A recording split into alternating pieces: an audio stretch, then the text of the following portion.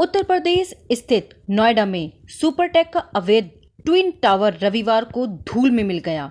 इसके साथ ही स्थानीय लोगों का 12 साल का संघर्ष भी समाप्त हो गया। दोस्तों, आज हम टीवी में, न्यूज़ में, अखबार में हर जगह सिर्फ ट्विन टावर के गिरने की कहानी सुन रहे हैं। तो चलिए इस छोटी सी वीडियो में हम आपको इसके इतिहास की सही जानकारी देते हैं। दोस्तों, आप सभी के मन में एक सवाल जरूर उठ रहा होगा कि आखिर कुतुब मीनार से भी ऊंची 40 मंजिला इमारत को क्यों ढाया जा रहा है। इसे गिराने के लिए इलाहाबाद हाई कोर्ट से लेकर सुप्रीम कोर्ट तक लंबी लड़ाई लड़ी गई है। सुपरटेक बिल्डर की तरफ से नामी वकील इस केस को लड़े, लेकिन वे ध्वस्त होने से नहीं बचा सके। इसकी मुख्य वजह थी गैर कानूनी तरीके से बनाई गई ये बिल्डिंग। ट्विन टावर को गिराने का काउंटडाउन 2:30 बजे शुरू हो चुका था। IANS की रिपोर्ट के अनुसार इसे गिराने में लगभग 17 से 20 करोड़ रुपए बताया जा रहा है। सुपरटेक के ट्विन टावर्स में अपेक्स और सेयन शामिल है। 32 मंजिल के एपेक्स टावर में सभी फ्लोर पर 14 फ्लैट बनाए गए थे, जबकि 31 मंजिल वाले सेयन टावर में हर फ्लोर पर 12 स्टूडियो अपार्टमेंट बनाए गए थे। दोस्तों, इस पूरे मामले की शुरुआत आज से करीब 18 साल पहले नवंबर 2004 में हुई थी। नोएडा अथॉरिटी ने सुपरटेक को एमराल्ड कोर्ट प्रोजेक्ट के लिए सेक्टर 93A में 84,273 वर्ग मीटर जमीन अलॉट की थी। प्रोजेक्ट के तहत सुपरटेक इस जमीन पर 11 मंजिल के कुल 16 बिल्डिंग बनाने जा रहा था।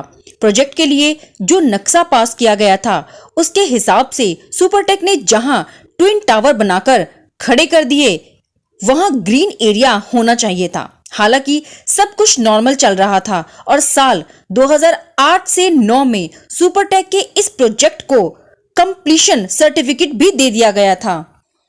फरवरी 2009 में उत्तर प्रदेश की सरकार ने नए बिल्डर्स के लिए FAR यानी फ्लोर एरिया रेशो को बढ़ाने का फैसला किया। सरकार ने पुराने बिल्डरों को ऑप्शन दिया कि वे कुल FAR का 33% तक खरीद सकते हैं।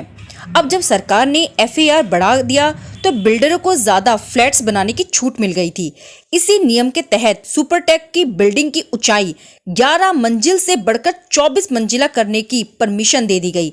लेकिन बिल्डिंग को ऊंचा करने का सिलसिला यही नहीं थमा और जब प्लान में तीसरे के बाद बदलाव किया गया तो बिल्डिंग की ऊंचाई को अब 40 मंजिल तक की बढ़ाने की मंजूरी मिल गई। निवेशकों की माने तो बिल्डर ने निर्माण से जुड़े कई नियमों का उल्लंघन किया।